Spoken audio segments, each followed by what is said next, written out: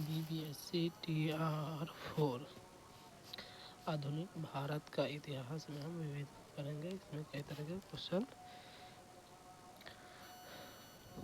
19वीं शताब्दी के अंत में इतिहास के अध्ययन ने भारत में राष्ट्रीयता की भावना पैदा करने में किस प्रकार मदद की?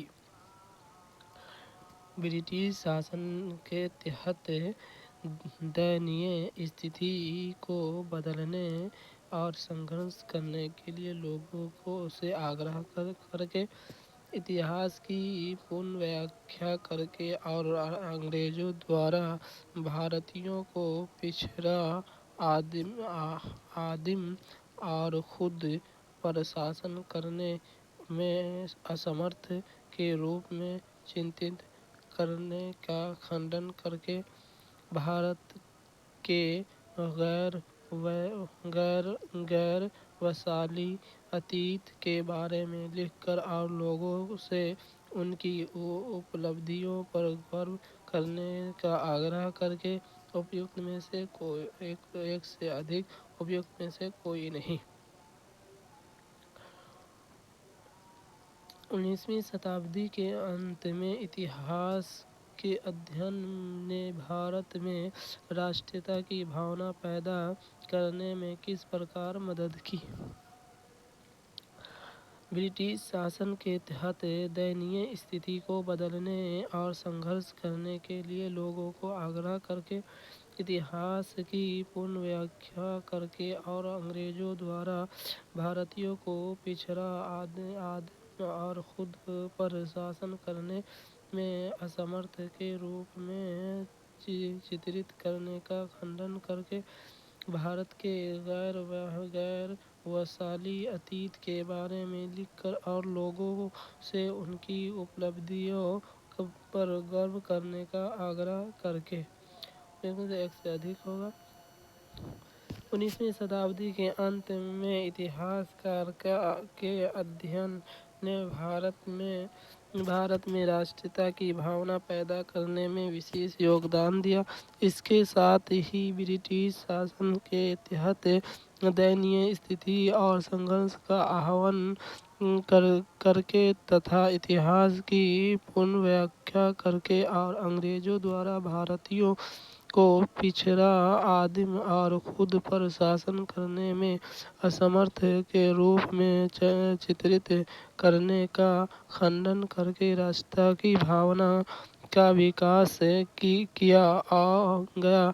इसके साथ ही भारत के गौरवशाली अतीत के बारे में लिखकर और लोगों से उनकी उपलब्धियों पर गर्व करने का आग्रह किया, जो जन जागरूकता का माध्यम भी बना।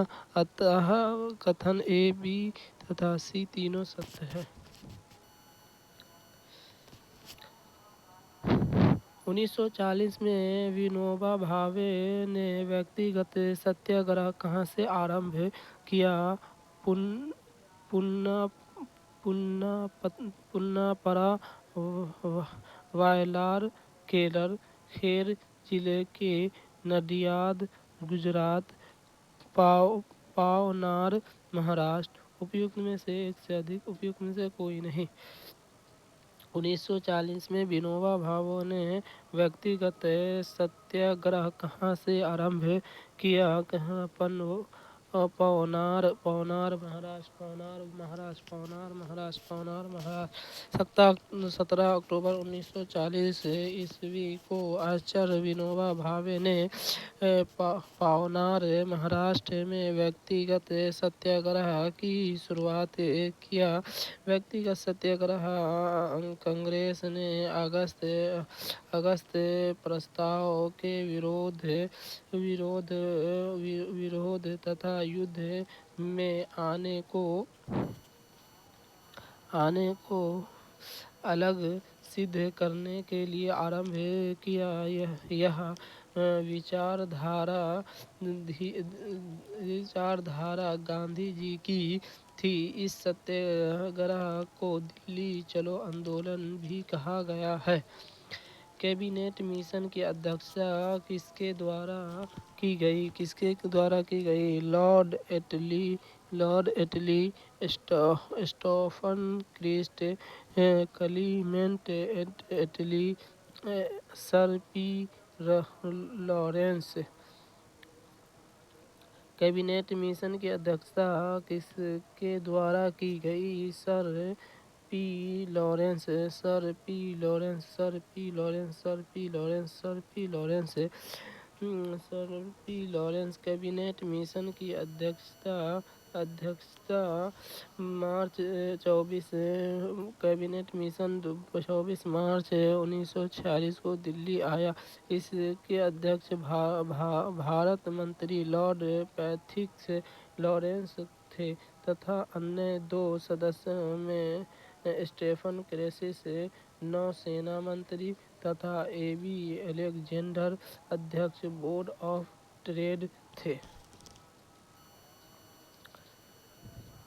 सूची 1 के साथ सूची 2 को मिलाइए और सूचियों के नीचे दिए गए कूट की सहायता से सही उत्तर का चयन कीजिए। कायरनंद शर्मा, यदुनंद शर्मा, यमुना कारजी, राहुल संस्कृत्याय, गया मुंगेर, अन्नावारी सारन। कायनंद शर्मा मुंगेर, कायनंद शर्मा मुंगेर। यदुनंद शर्मा गया, यदुनंद शर्मा गया, यदुनंद शर्मा गया। यमुना काजी सारन, यमुना काजी सारन। राहुल संकृत्यायन, अन्नावारी, अन्नावारी, अन्नावारी। सही मिलान है। यदुनंद शर्मा गया, जमुना कारंजी सारन, राहुल संकृत्यान छपरा, अन्नावारी, कायरनंद शर्मा मुंगेर। बाबा ठाकुर दास ने पटना में किस सोसाइटी की स्थापना की थी? Servant of India society, Ramakrishna mission society, Seva Samiti, social service league. उपयुक्त में से कोई नहीं, उपयुक्त में से एक से अधिक। बाबा ठाकुर दास ने पटना में किस सोसाइटी की स्थापना की थी? Ramakrishna mission society, Ramakrishna mission society. Baba Thakur Das ने पटना में किस सोसाइटी की स्थापना की थी? Ramakrishna mission society. 1906 से 7 में बिहार के पटना में बाबा ठाकुर दास ने रामकृष्ण मिशन समाज की स्थापना की। इस मिशन ने गरीबों की मदद करने, महिलाओं की स्थिति में सुधार लाने और अस्पृश्यता और अंधविश्वास के खिलाफ लड़ने के लिए काम किया।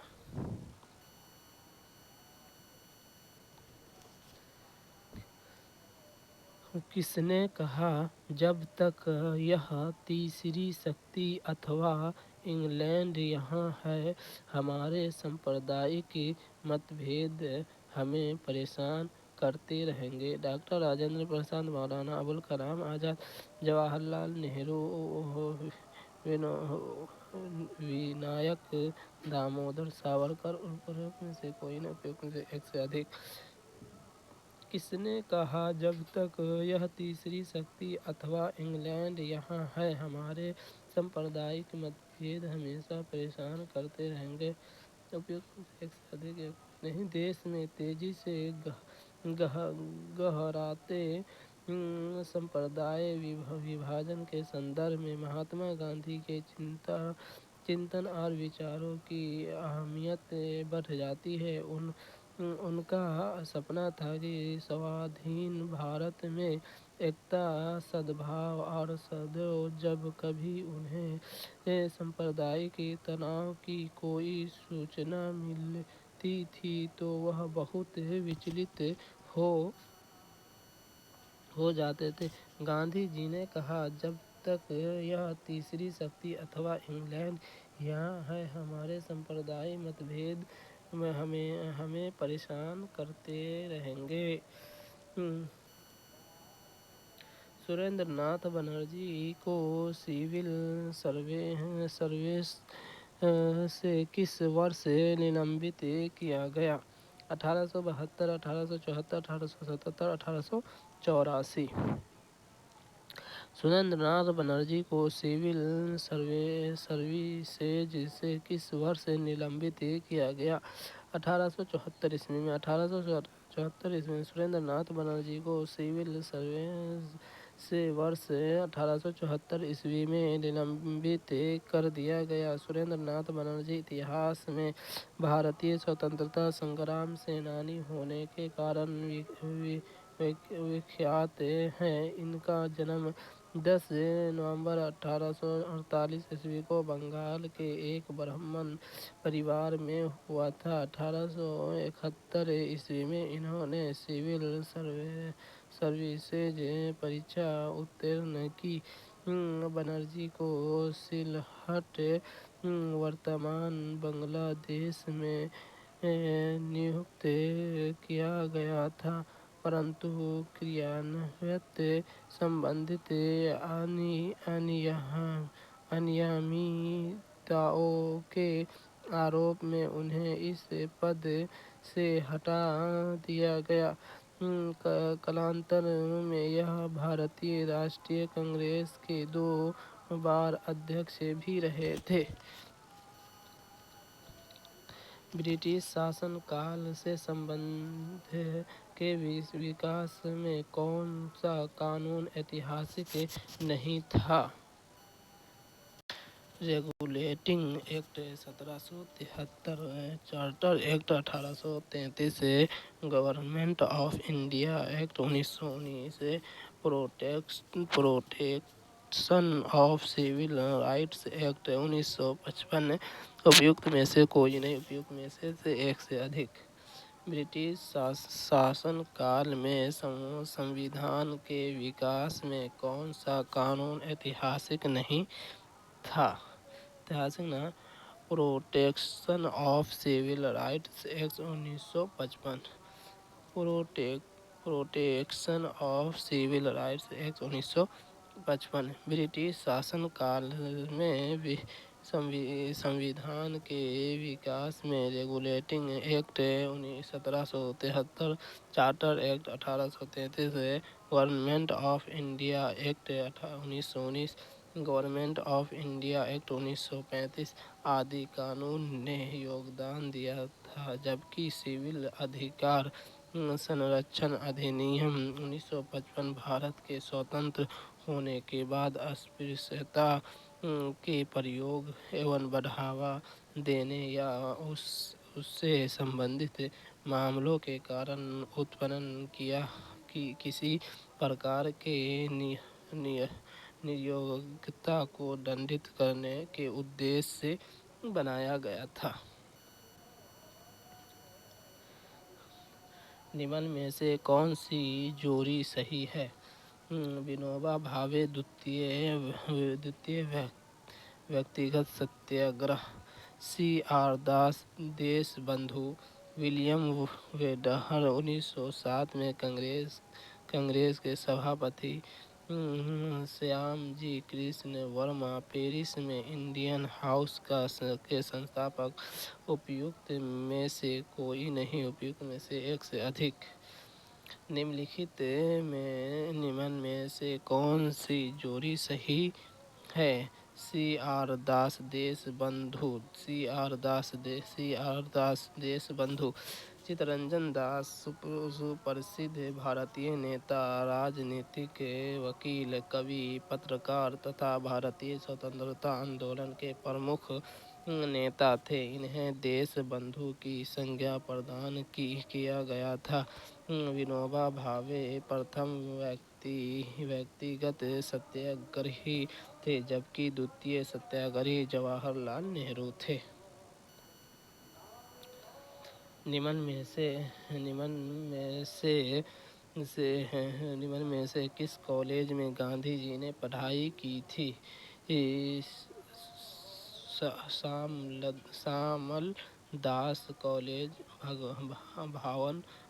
भावन Nagar, Dharmendra Singh college Rajkot, Gujarat college Ahmedabad, Bahauddin college Junagadh. उपयुक्त में से कोई उपयुक्त में से एक से निम्नलिखित में से किस कॉलेज में गांधी जी ने पढ़ाई की थी? शामल दास कॉलेज भावनगर, समल दास कॉलेज भावनगर, समल दास कॉलेज भावनगर, समल दास कॉलेज भावनगर,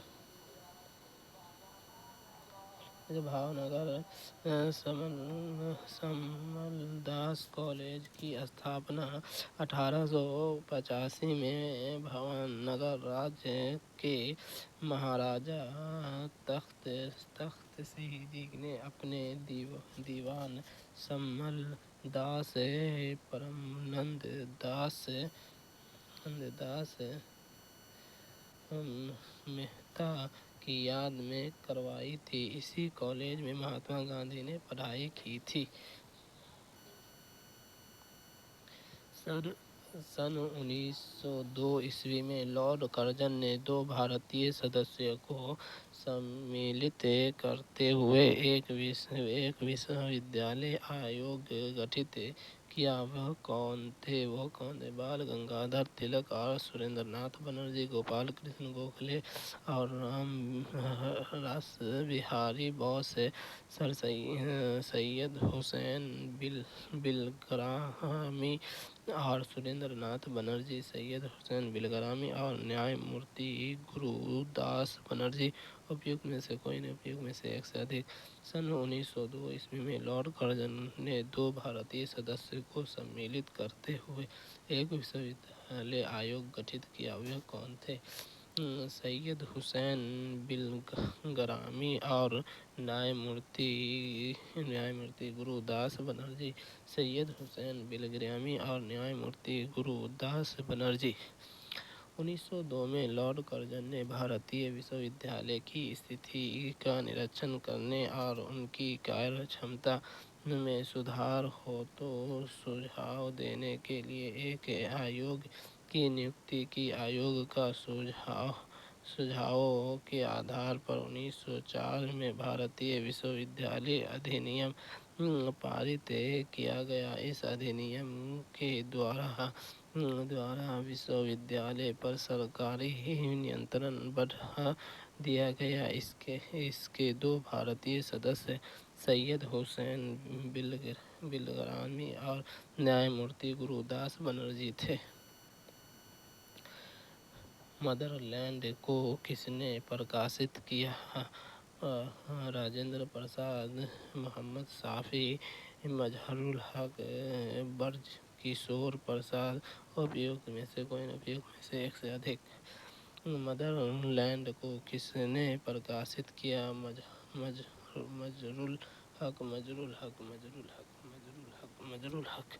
मदरलैंड नामक समाचार पत्र का प्रकाशन मौलाना मजहरुल हक ने किया था। 1920 के मध्य में हिंदुस्तानी सेवा दल की शुरुआत किसने की? जवाहरलाल नेहरू ने, सुभाष चंद्र बोस ने, एन.एस. हार्किर ने, एन.जी. रंगा ने। उपयुक्त में से कोई नहीं, उपयुक्त में से एक से अधिक। 1920 के मध्य में हिंदुस्तानी सेवा दल की शुरुआत किसने की? एन.एस. हार्दिक।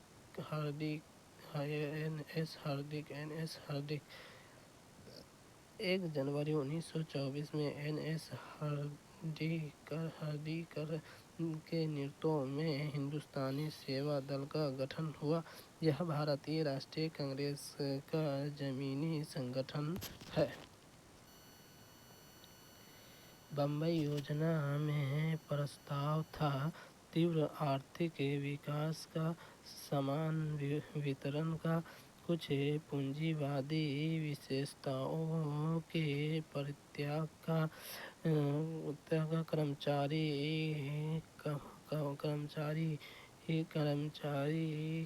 कामगार कल्याण योजना का उपयुक्त में से कोई नहीं, उपयुक्त में से एक से अधिक। बम्बई योजना में प्रस्ताव था तीव्र आर्थिक विकास का, समान वितरण का। कुछ पूंजीवादी विशेषताओं के परित्याग का कर्मचारी कामगार कल्याण योजना का उपयुक्त में से कोई, उपयुक्त में से एक से अधिक। बम्बई प्लान एक ऐसा नाम है जिसे द्वितीय विश्व युद्ध के युग में भारत की स्वतंत्रता के बाद की अर्थव्यवस्था के विकास के प्रस्ताव के लिए तैयार किया गया था। 8 प्रमुख उद्योगपतियों द्वारा 1944 में इस योजना की रूपरेखा प्रस्तुत की गई थी। इस योजना के तहत 15 वर्षीय पूंजीवादी योजना पेश किया गया था। इस योजना के उद्योगपति के द्वारा तैयार करने के कारण उद्योगपति योजना भी कहा जाता है। जमशेदपुर लेबर एसोसिएशन की स्थापना 1920 में किसने की? एस.एन. हलदर व्योमकेश चतुर्वेदी, रमेश पाल, स्वामी विश्वानंद। जमशेदपुर लेबर एसोसिएशन की स्थापना 1920 में किसने की? एस.एन. हलदर।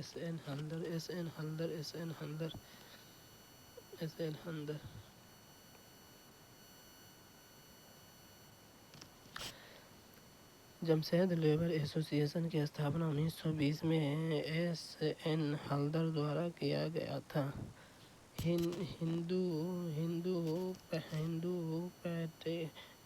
पेट्रियाट का संस्थापक कौन था? हरिश्चंद्र मुखर्जी, दीनबंधु मणि, बाबुल मणि, नवीन चंद्र सेन। उपयुक्त में से कोई नहीं, उपयुक्त में से एक से अधिक। हिंदू पेट्रियाट का संस्थापक कौन था? हरिश्चंद्र मुखर्जी। हिंदू पेट्रियाट कलकत्ता के प्रकाशित एक अंग्रेजी साप्ताहिक अखबार था। यह अंग्रेजों की दमनकारी नीतियों का जमकर विरोध करता था। इसके संस्थापक हरिश्चंद्र मुखर्जी थे। इन्होंने बंगाल के नील किसान की समस्याओं और उनके दुख दर्द को अपने अखबार के माध्यम से उजागर किया।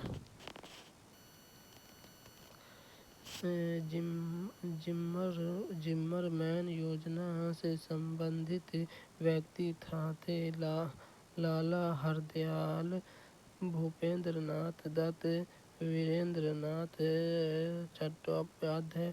उपयुक्त सभी, उपयुक्त में से कोई नहीं, उपयुक्त में से एक से अधिक।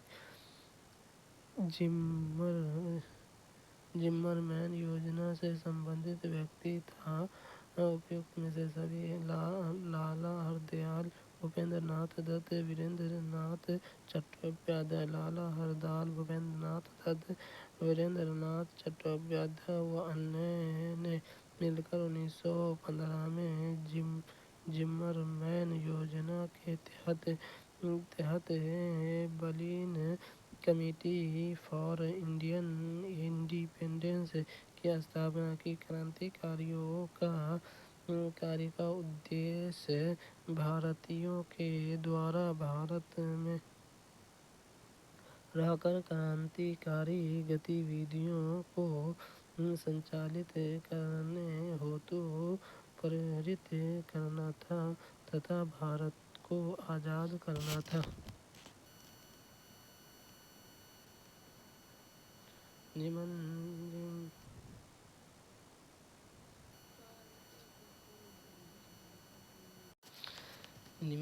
निम्न कथन में से कौन सा कथन सही है? लॉर्ड अली निजाम के एग्जीक्यूटिव काउंसिल के प्रेसिडेंट थे। हैदराबाद के खिलाफ ऑपरेशन पोलो 48 घंटे तक चली थी। कश्मीर राज्य के इंस्टीट्यूट ऑफ एक्सोशन 15/8/1947 को दिन हस्ताक्षरित किए थे। शाहनवाज भुट्टो जुनारगढ़ स्टेशन के आखिरी दीवान थे।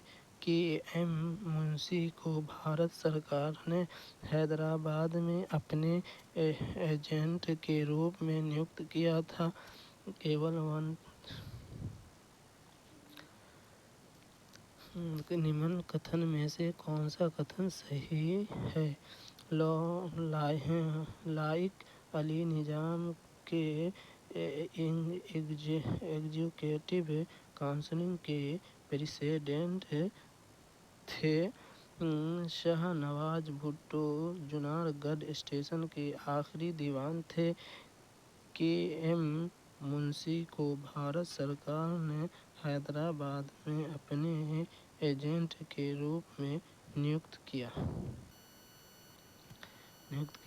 हैदराबाद के खिलाफ ऑपरेशन पोलो 13 सितंबर 1948 से लेकर 17 सितंबर 1948 तक चला था। कश्मीर राज्य के महाराजा हरि सिंह ने इंस्टीट्यूट ऑफ एक्सेशन पर हस्ताक्षर 26 अक्टूबर 1947 को किया था। अतः स्पष्ट है कि कथन 2 और 3 सही नहीं है। शेष सभी कथन सही हैं। राष्ट्रीय स्वयंसेवक संघ (आरएसएस) का प्रधान कार्यालय कहाँ स्थित है? दिल्ली, कोलकाता, मुंबई, नागपुर। राष्ट्रीय स्वयंसेवक संघ (आरएसएस) का प्रधान कार्यालय कहाँ स्थित है? नागपुर। राष्ट्रीय स्वयंसेवक संघ भारत का एक हिंदू राष्ट्रीय स्वयंसेवक संगठन है। इसका मुख्यालय नागपुर, महाराष्ट्र में स्थित है। इसकी स्थापना 27 सितंबर 1925 को विजयदशमी के दिन हुई थी। यह भारतीय जनता पार्टी के पैतृक संगठन माना जाता है। यह राष्ट्रीय स्वयंसेवक संघ की अपेक्षा संघ या आरएसएस के नाम से अधिक प्रसिद्ध है। स्वतंत्र भारत का पहला राष्ट्रपति कौन थे? जवाहरलाल नेहरू, राजेंद्र प्रसाद, सरदार पटेल, लाल बहादुर शास्त्री। स्वतंत्र भारत का पहला राष्ट्रपति कौन था? राजेंद्र प्रसाद। डॉक्टर राजेंद्र प्रसाद स्वतंत्र भारत के प्रथम राष्ट्रपति थे। वे स्वतंत्रता संग्राम सेनानी भी थे। वह एकमात्र राष्ट्रपति थे जो कि 2 बार राष्ट्रपति थे। यह 24 जनवरी 1950 से 13 मई 1962 तक भारत के राष्ट्रपति थे। अर्थशास्त्र की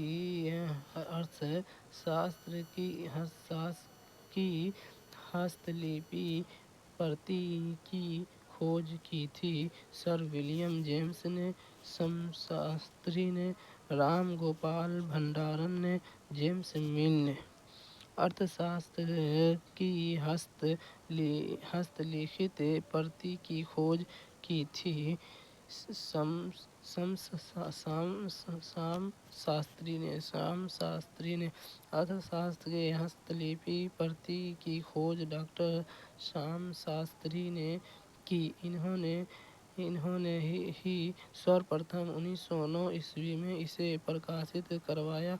इस पुस्तक में 15 अधिकरण, भाग, 180 प्रकरण, उपभाग तथा 6000 श्लोक हैं। यह ग्रंथ अन्य पुरुष की शैली में लिखा गया है। इतिहास अतीत एवं वर्तमान के बीच अंतःवर्ता है। यह किसने कहा? E.H. Carr, Charles Ford, Karl Marx, B.A. Smith.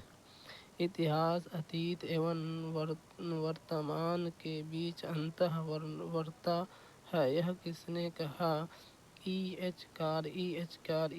इतिहास अतीत एवं वर्तमान के बीच अंतःवर्ता है। यह कथन है एच कार का। भारत की पहली सूती कपड़े की मिल के संस्थापक कौन थे? काओसजी, नानाजी दाभार, जमशेदजी टाटा, रणछोड़ लाल मेहता, नानाजी कालिदास मेहता। भारत की पहली सूती कपड़े की मिल के संस्थापक कौन थे? काओसाजी, नानाजी दाभार। भारत में पहली सूती कपड़े की मिल का कारखाना मुंबई में पारसी काओसाजी नानाजी दाभार ने 1854 ईस्वी में स्थापित किया। 19वीं शताब्दी के मध्य में आधुनिक सूती कपड़ा उद्योग का इतिहास प्रारंभ होता है। स्थानीय पूंजी इस उद्योग का आधार थी। मुसलमान यदि खुश और संतुष्ट है तो भारत में ब्रिटिश शक्ति का महत्व बचाव होगा। यह किसने लिखा? Herbert Risley, Lord Lytton, W. Hunter, H.N. Brailsford. उपयुक्त में से कोई नहीं, उपयुक्त में से एक से अधिक। मुसलमान यदि खुश और संतुष्ट है तो भारत में ब्रिटिश शक्ति का महत्तम बचाव होगा। यह किसने लिखा? W. हिंट। मुसलमान यदि खुश और संतुष्ट है तो भारत में ब्रिटिश शक्ति का महत्तम बचाव होगा। उपयुक्त विचार को W. हिंट ने अपनी पुस्तक द इंडियन मुसलमान में लिखा है।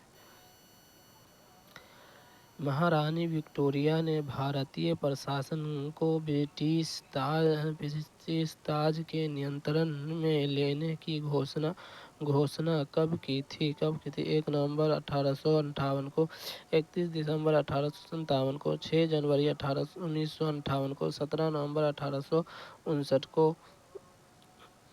महारानी विक्टोरिया ने भारतीय प्रशासन को ब्रिटिश ताज के नियंत्रण में लेने की घोषणा कब की थी? 1 नवंबर 1858 को, 1 नवंबर 1858 को। महारानी विक्टोरिया ने भारतीय प्रशासन को ब्रिटिश ताज के नियंत्रण में लेने की घोषणा 1 नवंबर 1858 को की। इलाहाबाद में लोक दरबार में लॉर्ड कैनिंग ने कहा, उद्घोषणा में भारत में कंपनी के शासन को समाप्त कर भारत का शासन सीधे क्राउन के अधीन कर दिया। एक भारत मंत्री यह सचिव तथा 15 सदस्यों वाली इंडियन काउंसिल की स्थापना की गई। लॉर्ड गवर्नर जनरल कैनिंग को वायसराय की उपाधि प्राप्त हुई।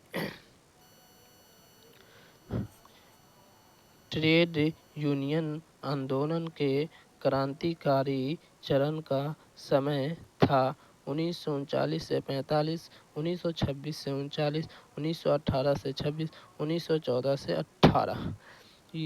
ट्रेड यूनियन आंदोलन के क्रांतिकारी चरण का समय था 1926 से 39, 1926 से 39। ट्रेड यूनियन आंदोलन का क्रांतिकारी चरण 1926 से 39 तक माना जा सकता है। यहाँ भी 1920 में N.M. जोसेफ बैप्टिस्ट तथा लाला लाजपत राय के प्रयासों से अखिल भारतीय ट्रेड यूनियन कांग्रेस की स्थापना हुई। 1926 में ट्रेड यूनियन एक्ट पारित हुआ। उसके बाद मजदूर आंदोलन में काफ़ी तेजी आई। यहाँ भी सविनय अवज्ञा आंदोलन के समय कांग्रेस ने नारा दिया कि मजदूर और किसान कांग्रेस की हाथ पांव हैं। फिर भी 1929 से 36 के बीच मजदूर आंदोलन में थोड़ी कमजोरी आई, लेकिन 1937 में प्रांतीय सरकारों के गठन के बाद मजदूर आंदोलन फिर से काफ़ी सक्रिय हुआ। बलदेव सहाय ने महाधिवक्ता के पद से त्यागपत्र कब दिया? 1942, 1943, 1913, 1911। बलदेव सहाय ने महाधिवक्ता के पद से त्यागपत्र कब दिया? 1942, 1942। 9 अगस्त 1942 में जब भारत छोड़ो आंदोलन शुरू हुआ, तब अंग्रेजों ने काफ़ी बर्बरता तरीके से जनता के ऊपर कार्यवाही की। बड़े नेताओं को गिरफ्तार कर लिया गया। इसके विरोध स्वरूप बिहार के महाधिवक्ता बलदेव सहाय ने त्यागपत्र 1942 दे दिया। राजनैतिक सुधारों को लेकर विरोध करने वाले पहले भारतीय कौन थे? दादा भाई नौरोजी, सुरेंद्र नाथ बनर्जी, राम मनोहर राय, बाल गंगाधर तिलक। राजनीतिक सुधार को लेकर विरोध करने वाला पहले भारतीय कौन थे? बाल गंगाधर तिलक। बाल गंगाधर तिलक लोकमान्य के उपनाम से प्रसिद्ध बाल गंगाधर तिलक महान स्वतंत्रता सेनानी थे, जिन्होंने राष्ट्रवादी भावनाओं को बहुत अधिक प्रोत्साहन दिया। वह राष्ट्रीय आंदोलन के प्रथम नेता थे, जिसने जन साधारण के साथ निकट संबंध स्थापित किया। इस अर्थ में उन्हें गांधी जी का अग्रगामी माना जा सकता था। वे समाज सुधार के कार्य में ब्रिटिश हस्तक्षेप के प्रबल विरोधी थे। अंग्रेजी शासनकाल में भारत का कौन सा क्षेत्र अफीम उत्पादक हेतु प्रसिद्ध था? बिहार, दक्षिण भारत, गुजरात, असम। अंग्रेजी शासनकाल में भारत का कौन सा क्षेत्र अफीम उत्पादन हेतु प्रसिद्ध था? बिहार। अंग्रेजी शासनकाल अफीम उत्पादन के लिए बिहार क्षेत्र विशेष प्रसिद्ध था। शारदामणि कौन थी? शारदामणि कौन थी? राजा राम मोहन राय की पत्नी, रामकृष्ण परमहंस की पत्नी, विवेकानंद की मां, केशव चंद्र सेन की पुत्री।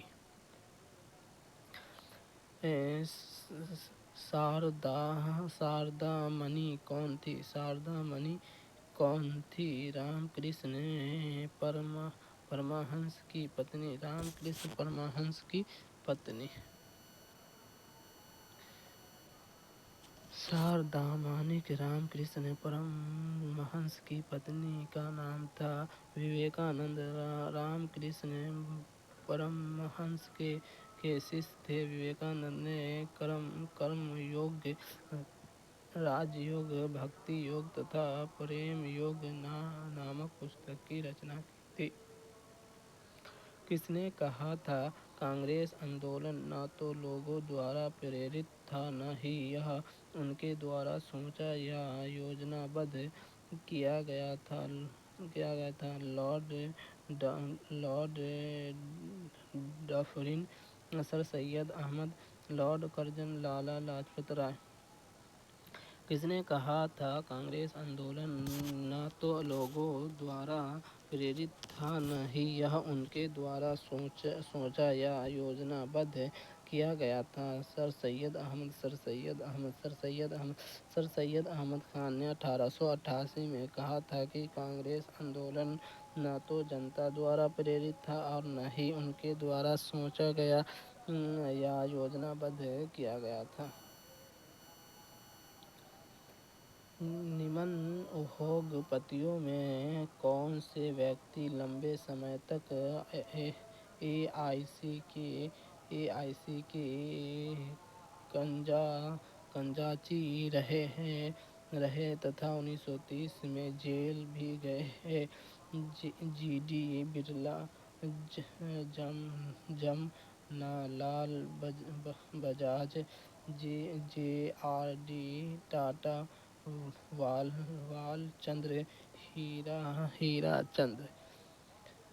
निम्न उद्योगपतियों में से कौन से व्यक्ति लंबे समय तक एआईसी के खजांची रहे तथा 1930 में जेल भी गए? जमनालाल बजाज। सेठ जमनालाल बजाज ने 30 वर्ष की अवस्था में भारतीय राष्ट्रीय कांग्रेस में भाग लिया। भारत के प्रति ब्रिटिश सरकार की नीति के विरोध में इन्होंने राय बहादुर की उपाधि त्याग दी। यह कांग्रेस के कोषाध्यक्ष पद पर 1920 से 1942 तक रहे। गांधी सेवा संघ के संस्थापक रहे तथा कांग्रेस के नागपुर अधिवेशन के स्वागत समिति के अध्यक्ष के रूप में बहुमूल्य कार्य किया। ग्रामीण उद्योग तथा हथकरघा वस्त्र के विकास में इन्हें गहन रुचि थी। बम्बई में अखिल भारतीय व्यापार संघ कांग्रेस एआईटीयूसी की स्थापना कब हुई? 1920, 1925, 1929, 1935। बम्बई में अखिल भारतीय व्यापार संघ कांग्रेस एआईटीयूसी की स्थापना कब हुई? 1920, 1920, 1920। अंतर्राष्ट्रीय श्रम सम्मेलन की प्रतिनिधित्व के उद्देश्य में अखिल भारतीय व्यापार संघ कांग्रेस एआईटीयूसी की स्थापना 1920 में की गई। इसका पहला सम्मेलन 31 अक्टूबर 1920 को बम्बई में लाला लाजपत राय की अध्यक्षता में हुआ। एन.एस. जोशी भारतीय व्यापार संघ कांग्रेस के प्रतिनिधि के रूप में अंतर्राष्ट्रीय श्रम संगठन में भेजे गए। निष्क्रिय विरोध के सिद्धांत का प्रतिपादन किसने किया? महात्मा गांधी, बिपिन चंद्र पाल, बाल गंगाधर तिलक, अरविंद घोष। निष्क्रिय विरोध के सिद्धांत का प्रतिपादन किसने किया? अरविंद घोष, अरविंद घोष, अरविंद घोष, अरविंद घोष, अरविंद घोष। निष्क्रिय विरोध के सिद्धांत का प्रतिपादन अरविंद घोष ने किया था। अरविंद घोष एक कायस्थ कुल से थे। उन्होंने 1890 में आईसीएस की परीक्षा उत्तीर्ण की थी, लेकिन घुड़सवारी की परीक्षा में फेल हो गए थे। वह 1906 से 1910 तक क्रांतिकारी नेता रहे। उन्होंने युगांतर नामक पत्रिका भी निकाली थी। महात्मा गांधी गुजरात के एक वैश्य परिवार के थे। उन्होंने अपनी पढ़ाई इंग्लैंड में पूरी किया था। वे सत्य एवं अहिंसा के पुजारी होने के साथ ही भारतीय स्वतंत्रता संग्राम में प्रमुख भूमिका निभाई थी। तिलक महाराष्ट्र के चित्पावन ब्राह्मण थे। उन्होंने केसरी, मराठी तथा मराठा अंग्रेजी पत्रिकाओं का प्रकाशन किया था। तिलक ने स्वराज मेरा जन्मसिद्ध अधिकार है जैसे नारे भी दिए थे। विपिन चंद्र पाल एक बंगाली कायस्थ कुल से थे। उन्होंने न्यू इंडिया नामक साप्ताहिक पत्रिका तथा वंदे मातरम नामक दैनिक पत्र को निकाला करते थे। इन्होंने असहयोग आंदोलन का विरोध किया था। सर्वोदय शब्द का प्रयोग सर्वप्रथम किसने किया था? महात्मा गांधी, पंडित नेहरू, विनोबा भावे, जयप्रकाश नारायण। महात्मा गांधी। सर्वोदय शब्द का सर्वप्रथम प्रयोग महात्मा गांधी द्वारा किया गया था। गांधी जी के अनुसार सर्वोदय का आशय समाज के सबसे अंतिम व्यक्ति के उदय से था। गांधी जी के द्वारा सर्वोदय की संकल्पना को रस्किन की अनटू द लास्ट नामक कृति से लिया गया था। समाजवादी क्यों नामक पुस्तक जयप्रकाश नारायण के द्वारा, जबकि भारत की खोज जवाहरलाल नेहरू द्वारा लिखी गई है। हिंद स्वराज सत्य के साथ मेरे प्रयोग गांधी जी के आत्मकथा, भगवत गीता तथा मंगल प्रभाव आदि गांधी जी जो रचित प्रमुख पुस्तकें हैं। विनोबा भावे गांधीवादी नेता थे। इनके द्वारा भी भूदान आंदोलन का नेतृत्व किया गया था। भारत संघ के संस्थापक कौन थे? दादा भाई नौरोजी, बाल गंगाधर तिलक, होम सुरेंद्रनाथ बनर्जी। भारत संघ के संस्थापक कौन थे? सुरेंद्रनाथ बनर्जी।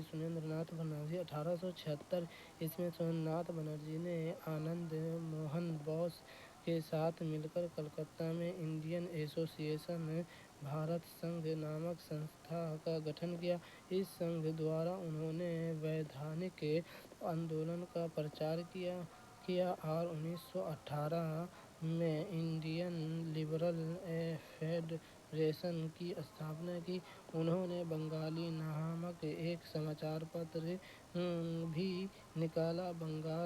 गंगाधर तिलक ने अपने मित्र आगरकर की सहायता से मराठा अंग्रेजी और केसरी मराठी में 2 पत्र निकाले। उन्होंने महाराष्ट्र में शिवाजी उत्सव और गणपति उत्सव मनाने की प्रथा जारी की। 1908 में तिलक ने मांडलो वर्मा जेल में गीता रहस्य तथा Arctic home in the Vedas नामक पुस्तकें लिखी। तिलक ने 1916 में होम रूल लीग की स्थापना की। श्री A.O. होम ने दिसंबर 1885 ईस्वी में भारतीय राष्ट्रीय कांग्रेस की स्थापना में मुख्य भूमिका थी।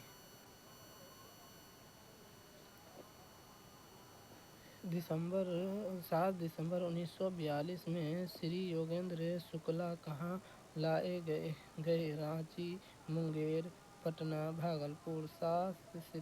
7 दिसंबर 1942 को श्री योगेंद्र शुक्ला कहाँ लाए गए? पटना। जयप्रकाश नारायण के साथ 9 नवंबर 1942 को हजारीबाग जेल से भागने के उपरांत योगेंद्र शुक्ला मुजफ्फरपुर से गिरफ्तार कर लिए गए। 7 दिसंबर 1942 को योगेंद्र शुक्ला पटना लाए गए और उन्हें बक्सर जेल भेज दिया गया। 1856 ईस्वी में निम्नलिखित कानून पारित हुआ। धार्मिक असुविधा कानून, सती निषेध रेगुलेशन, हिंदू विधवा पुनर्विवाह विवाह कानून, राज हड़पने का सिद्धांत। 1856 ईस्वी में निम्नलिखित कानून पारित हुआ। हिंदू विधवा पुनर्विवाह कानून। हिंदू विधवा पुनर्विवाह कानून। राज हड़पने का सिद्धांत। धार्मिक असुविधा कानून का निर्माण 1850 ईस्वी में किया गया था। इनमें यह व्याख्या की गई थी कि धर्म परिवर्तन करने पर भी किसी हिंदू को उसकी पैतृक जायदाद से बेदखल नहीं किया जा सकता। इससे उच्च वर्गीय हिंदुओं को ईसाई बनाने पर उत्पन्न होने वाली कठिनाई दूर हो गई। सती निषेध अधिनियम 1829 ईस्वी को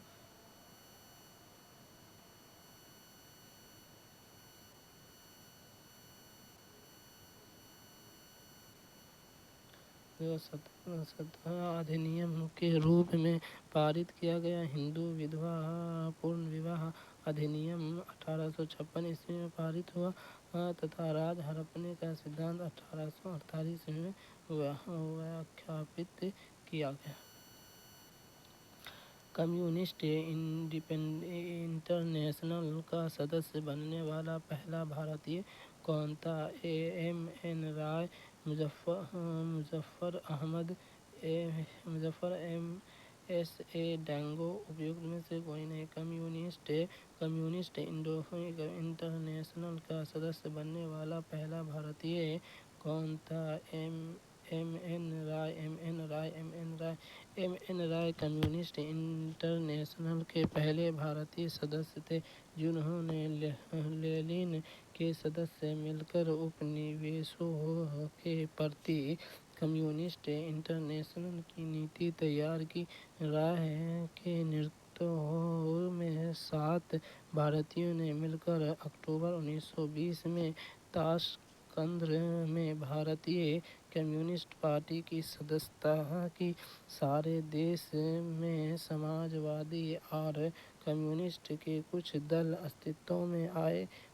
बॉम्बे में श्रीपाद अमृत डैंगो ने गांधी और लेनिन नामक प्रचार प्रकाशित किया तथा पहले समाजवादी साप्ताहिक दी सोशलिस्ट की शुरुआत की। मुजफ्फर अहमद ने बंगाल में नवयुग निकाला तथा बाद में कवि काजी नजरुल इस्लाम के सहयोग से बंगाल नामक पत्र की स्थापना की। इंडियन अनरेस्ट का लेखक कौन था? दादा भाई नौरोजी, एनी बेसेंट, लाला लाजपत राय, वैलेंटाइन सिरोल। इंडियन अनरेस्ट के लेखक कौन थे? वैलेंटाइन सिरोल। इंडियन अनरेस्ट का लेखक वैलेंटाइन सिरोल था। उसने अपनी पुस्तक में तिलक को भारतीय शांति का जन्मदाता की संज्ञा दी है। दादा भाई नौरोजी ने poverty and British rule in India. Annie Besant ने न्यू इंडिया। लाला लाजपत राय ने यंग इंडिया हैप्पी इंडिया पुस्तक का प्रकाशन किया। उस क्षेत्र की पहचान करें जहाँ से यूरोप वासियों को सर्वोत्तम शीरा और अफीम प्राप्त होती थी। बिहार, गुजरात, बंगाल, मद्रास। उस क्षेत्र की पहचान करें जहाँ से यूरोप वासियों को सर्वोत्तम शीरा और अफीम प्राप्त होती थी। बिहार। यूरोप वासियों को सर्वोत्तम अफीम और शीरा की प्राप्ति बिहार से होती थी। शीरा का उत्पादन बंगाल में भी प्रचुर मात्रा में होता था। यहाँ पर व्यापार करने वाले यूरोपियों में मुख्य रूप से पुर्तगाली, डच, अंग्रेज और फ्रांसीसी थे। भारत में कागज का प्रयोग कब से प्रारंभ हुआ? 12वीं शताब्दी से, 13वीं शताब्दी से, 14वीं शताब्दी में से, 15वीं शताब्दी से। भारत में कागज का प्रयोग कब से प्रारंभ हुआ? 12वीं शताब्दी से। 12वीं शताब्दी से कागज का आविष्कार का श्रेय चीन के काई-लुन नामक व्यक्ति को है, जिसने ईसा के प्रारंभ वर्षों में आविष्कार किया। भारत में कागज का प्रयोग 12वीं सदी के प्रारंभ माना जाता है। भारत में उपलब्ध कागज पर लिखी गई सबसे प्राचीन संस्कृत पुस्तक पंचरत्न है। नेपाल से प्राप्त 1105 ईस्वी की यह हस्तलिपि वर्तमान में कोलकाता के आशुतोष संग्रहालय में सुरक्षित है। भारत में, विशेषकर पश्चिम भारत में, कागज निर्माण की जानकारी अरबों के जरिए पहुंची। इसी की 8वीं सदी में ईरान का खुरासानी कागज भारत में पहुंचा और कई सदियों तक आयात किया जाता रहा। सर स्टैफोर्ड क्रिप्स दिल्ली कब आए थे? 22 जनवरी 1941 को, 23 मार्च 1942 को, 23 जून 1942 को और 23 अक्टूबर 1942 को। सर स्टैफोर्ड क्रिप्स दिल्ली कब पहुंचे थे? 23 मार्च 1942 को, 23 मार्च 1942 को। द्वितीय विश्व युद्ध में मित्र राष्ट्र के कमजोर हो रहे स्थिति के कारण भारत का सहयोग प्राप्त करने के लिए ब्रिटिश के क्रिप्स मिशन को भारत भेजा। 23 मार्च 1942 को क्रिप्स मिशन दिल्ली पहुंचा। किसकी कानून समस्या के समाधान हेतु महात्मा गांधी को 1893 में दक्षिण अफ्रीका बुलाया गया था? कश्मीर के शेख अब्दुल्ला, बंगाल के तीतू मीरा, बिहार के इमदाद इमाम, गुजरात के दादा अब्दुल्ला। उपयुक्त में से कोई नहीं। उपयुक्त में से अधिक।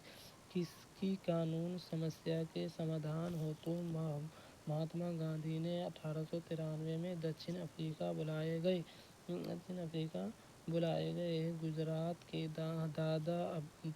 गुजरात के दादा अब्दुल्ला।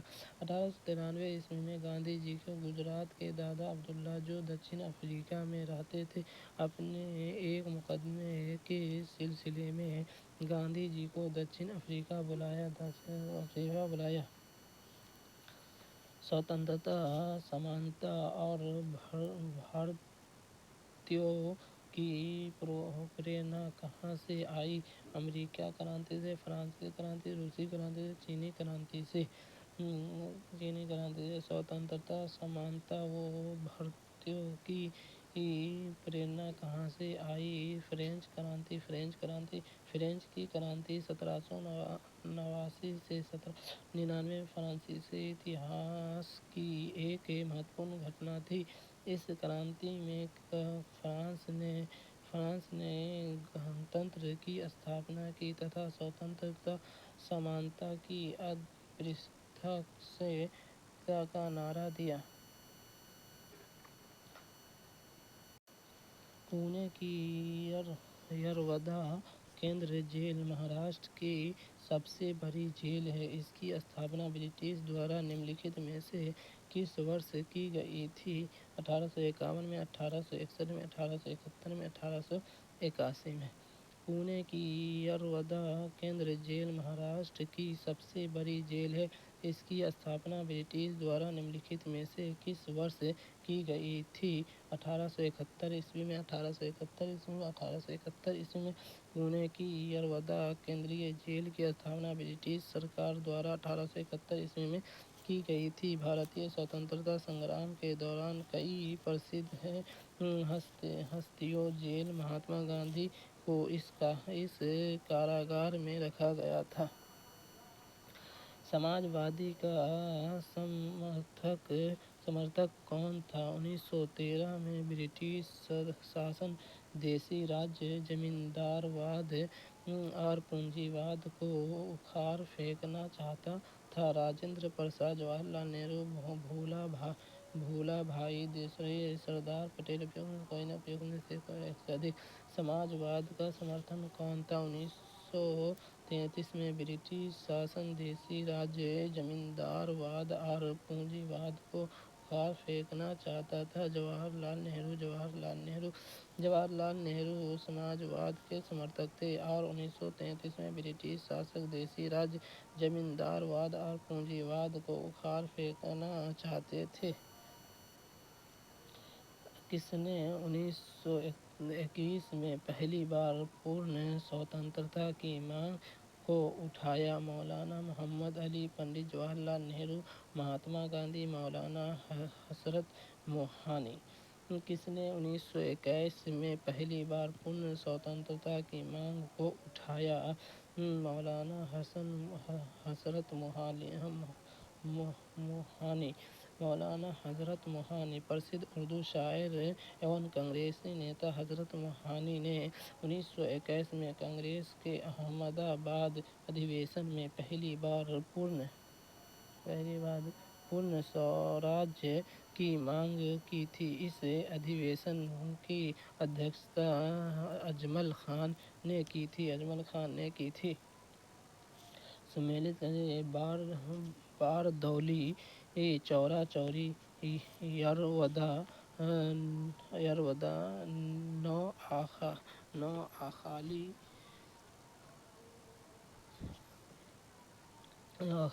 सम्मिलित कीजिए। बारदौली गुजरात, चौरा चौरी उत्तर प्रदेश, यरवदा महाराष्ट्र, नौखाली पश्चिम बंगाल। उपयुक्त प्रश्न का सही सम्मिलित निम्नलिखित है। बारदौली गुजरात, चौरा चौरी उत्तर प्रदेश, यरवदा महाराष्ट्र, नौखाली पश्चिम बंगाल। सन 1932 में निम्नलिखित में से एक आदेश पारित करके अखिल भारतीय कांग्रेस समिति की गैर कानूनी करार दे दिया गया था। वह आदेश है: गैर कानूनी संघ अध्यक्ष, शांति कानून का उल्लंघन, कार्यपालिका अधिकार अध्यादेश, वायसराय का विशेष आदेश। सन 1932 निम्नलिखित में से एक आदेश पारित करके अखिल भारतीय कांग्रेस समिति को गैर कानूनी करार दे दिया गया था। वह आदेश है गैर कानूनी संघ अध्यादेश। 4 जनवरी 1932 को गैर कानूनी संघ अध्यादेश के तहत कांग्रेस तथा उसके सहयोगी संगठनों के अवैध घोषित करके उन्हें भवन, कार्यालय तथा संपत्ति पर कब्जा कर लिया गया। प्रदर्शनकारियों पर लाठियां और गोलियां बरसाई गई। सामूहिक जुर्माने तथा अन्य सदमानात्मक कार्रवाई के बाद भी विदेशी सामानों का बहिष्कार एवं करबंदी के माध्यम से आंदोलन जारी रहा। भारतीय राष्ट्रवाद के इतिहास में सविनय अवज्ञा आंदोलन दूसरा सार्वजनिक राष्ट्रीय संघर्ष था। वर्ष 1946 से 50 के दौरान संविधान सभा का अध्यक्ष कौन था? सी राजगोपालाचारी, जवाहरलाल नेहरू, वल्लभ भाई पटेल, राजेंद्र प्रसाद। वर्ष 1946 से 50 के दौरान संविधान सभा के अध्यक्ष कौन थे? जवाहरलाल नेहरू। राजेंद्र प्रसाद प्रारंभ में सच्चिदानंद सिंह को संविधान सभा का अस्थायी अध्यक्ष बनाया गया था, किंतु 11 दिसंबर 1946 को राजेंद्र प्रसाद को अस्थायी अध्यक्ष बनाया गया, जो 26 जनवरी 1950 तक इस पद पर रहे। 1934 में बनी बिहार सोशलिस्ट पार्टी के सचिव थे आचार्य नरेंद्र देव, जयप्रकाश नारायण, रामवृक्ष बेनीपुरी, कर्पूरी ठाकुर, उपयुक्त से अधिक। 1934 में बनी बिहार सोशलिस्ट पार्टी के सचिव थे जयप्रकाश नारायण। बिहार के सोशलिस्ट पार्टी के अध्यक्ष 1931 में गंगा शरण सिंह, रामवृक्ष बेनीपुरी और रामानंद मिश्रा के द्वारा की गई थी। 1934 में बिहार सोशलिस्ट पार्टी औपचारिक स्थापना पटना के अंजुमन इस्लामिया हॉल में हुई, जिसके अध्यक्ष आचार्य नरेंद्र देव व सचिव जयप्रकाश नारायण थे। इसका तालमेल कांग्रेस सोशलिस्ट पार्टी से रहा और कांग्रेस को समाजवादी विचारों को अपनाने के लिए प्रेरित करने के लिए इसकी महत्वपूर्ण भूमिका रही। All India trade union Congress का प्रथम अध्यक्ष कौन था? V Giri, S.A. Dange, Pandit Nehru, Lala Lajpat Rai. All India trade union Congress का प्रथम अध्यक्ष कौन था? Lala Lajpat Rai. All India trade union Congress की स्थापना 1920 में बम्बई में की गई थी। इसके पहले अध्यक्ष ग्रामदल के लाला लाजपत राय थे, जिन्होंने 31 अक्टूबर 1920 को बम्बई अधिवेशन की अध्यक्षता की थी। वी गिरी भारत के चौथे राष्ट्रपति थे।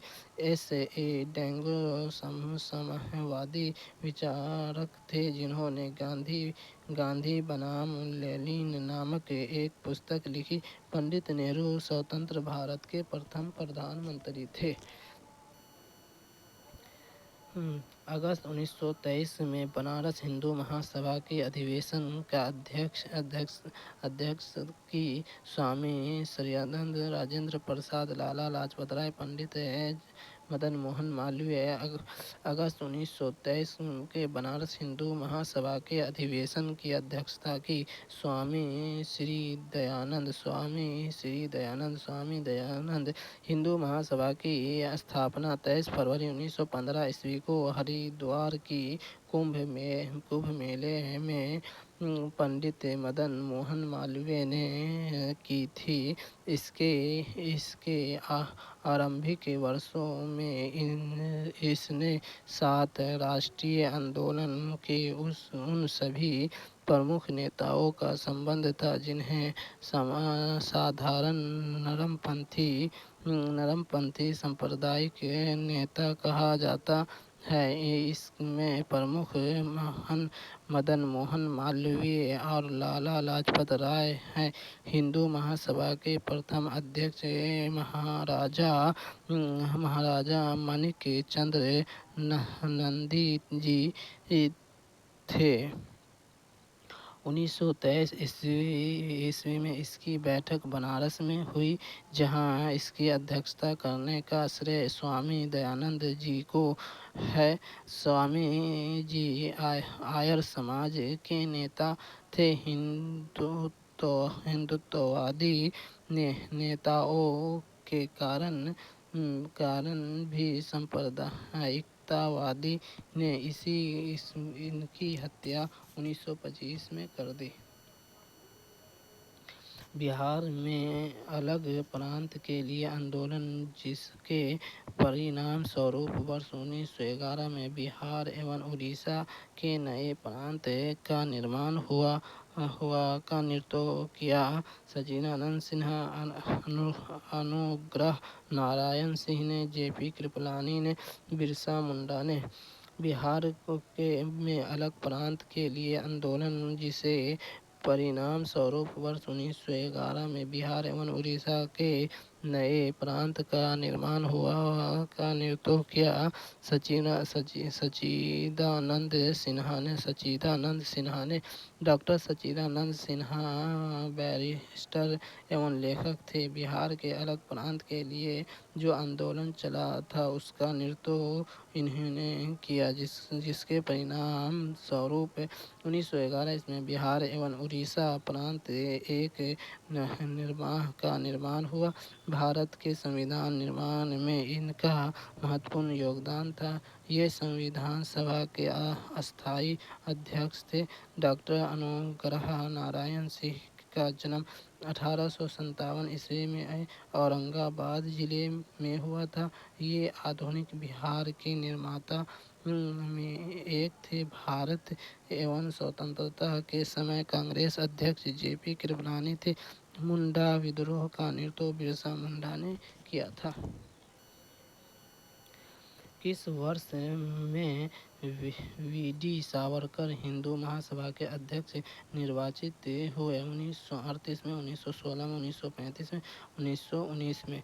किस वर्ष में वी.डी. सावरकर हिंदू महासभा के अध्यक्ष निर्वाचित हुए? 1938। 1938 वी.डी. सावरकर 1938 में अखिल भारतीय हिंदू महासभा के कार्यवर्ती अहमदाबाद में हुआ 19वीं सत्र के अध्यक्ष चुने गए, जिसके बाद वे पुनः 7 वर्ष के लिए अध्यक्ष चुने गए। 15 अप्रैल 1938 को उन्होंने मराठी साहित्य सम्मेलन का अध्यक्ष चुना गया।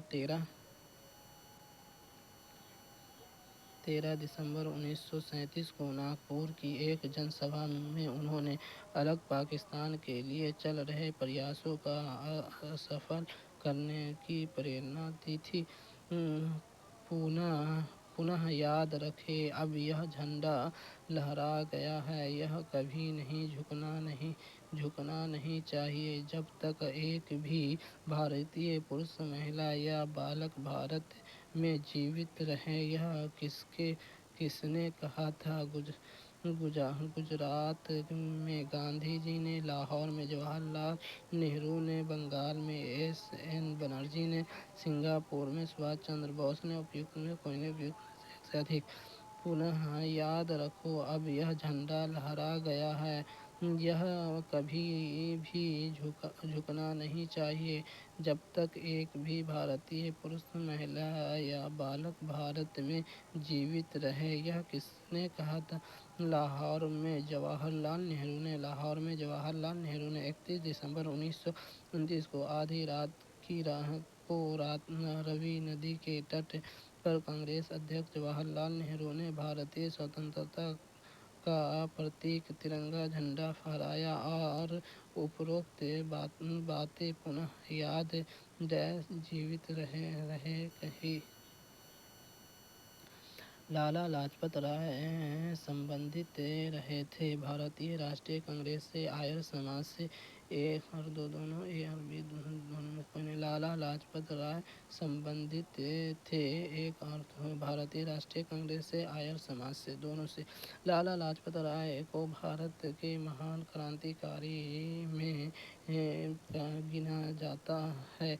यह भारतीय राष्ट्रीय कांग्रेस के गर्म दल के प्रमुख नेता तथा पूरे पंजाब के प्रतिनिधि थे। इन्हें पंजाब केसरी की उपाधि प्राप्त हुई।